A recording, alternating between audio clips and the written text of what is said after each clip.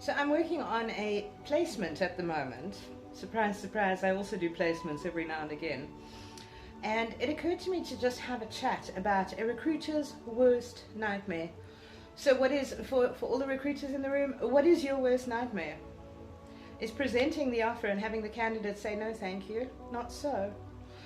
You know, after you've done as a recruiter, and particularly in the agency environment, if you've done all of this work, you've invested all of this time. Recruiters work for free, don't we?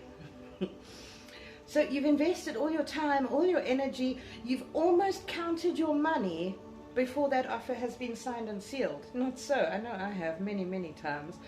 And then you present the offer and you're absolutely positive it's going to go down swimmingly. And what happens? The candidate turns around and says, no, thank you.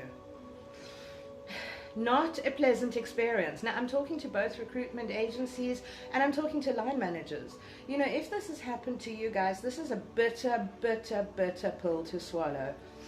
But I'm going to throw it back at you. You've asked the wrong questions in the recruitment process. You haven't dotted all your I's, and you haven't crossed all your T's. The recruitment process is a tough one. It's a long and convoluted one. Don't skip steps. Because at the end of the day, you'll get a candidate who rejects your offer. And that's the last thing you want.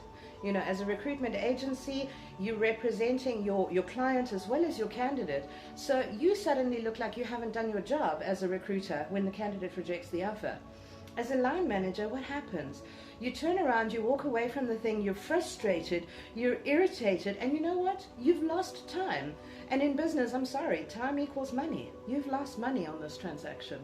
You've also lost money through unproductive earnings because now your position is vacant for longer than you bargained for. You need to be asking the right questions very early in the process. So I'm going to give you one or two little tips, but if you need any further help, you're welcome to pick up the phone and give us a call and let's have a chat.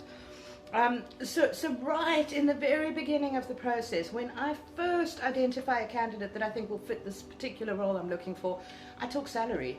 Because at the end of the day, if I don't have that initial discussion, number one, the candidate is not assured that I have their best interests at heart. You know, if I say, don't worry about salary, we'll deal with that later, the candidate almost doesn't trust me. So I do talk salary right up front. I know my client's benchmark. If my client is offering between 500 and 700K per annum, I know my client's benchmark. You know, and then I chat to a candidate who's earning 600K per annum and I say to them, what would you move for? Oh no, 850. This is a problem because I can't bring my candidate down to 700 and I can't bring my client up to 850. So we need to get those benchmark conversations out of the way early in the game. I'm talking before you've done a telephonic screening, before you've scheduled an interview. Do you really want to waste your time? Have the salary discussion right up front. Another important one is the location discussion. You know, everyone says, oh, I'm prepared to relocate, but I need you to interrogate that. You know, if you're interviewing a candidate for a Cape Town position and they're based in Joburg and they say, no, happily relocate, ask them what their family setup is. Ask them how seamlessly they can move. Ask them the questions. Have the discussion. And you know, the onus falls on both the recruiter as well as the candidate to bring integrity to the table. We're not asking for a what do you call it? We're not looking for an inquisition here.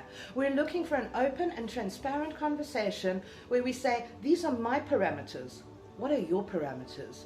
You know, what is the scope within you which you would move, and what is the scope within which I would require you? You've got to get those initial conversations out of the way early. And here's another secret. If you have the salary conversation early, don't forget that you need to have it again and again and again and again. At every single touch point in that recruitment process, you need to revisit those critical discussions you had right up front, the location discussion, the salary discussion, the role scope discussion, the company culture discussion. You have to touch on those points after every single engagement. So after every interview, after every call, you have to discuss again with the candidate. Is this still meeting your expectations? Why do you want this? Why do you not want this? What do you feel it's worth? What would you move for? What would you not move for?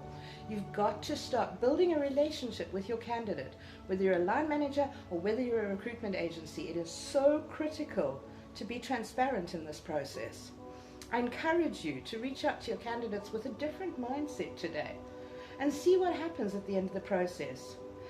I wouldn't be surprised if you have less rejections of your offer at the end of the day, and ultimately that's what we want to do. We want to ensure a seamless recruitment process that results in an acceptance and not a rejection.